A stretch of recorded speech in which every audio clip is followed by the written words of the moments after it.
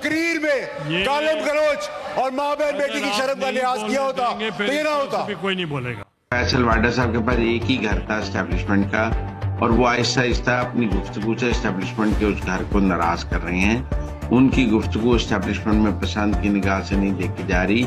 ये दुरुस्त है कि वो एस्टेब्लिशमेंट का मुकदमा लड़ते रहे हैं नैरेटिव बिल्डिंग के लिए, लेकिन ये जरूरी नहीं है कि आप हर वक्त एस्टेब्लिशमेंट की बात कर रहे हो।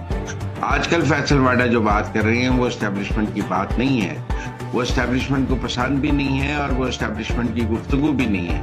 आजकल वो अपनी ख्वाहिशात पर मबनी बात कर रही है। सर आपको सस्पेंशन करनी पड़ेगी, you have to take the action.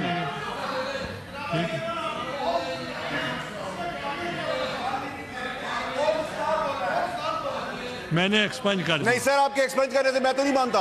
Now you can. तो फिर मैं डबल नाम से पुकार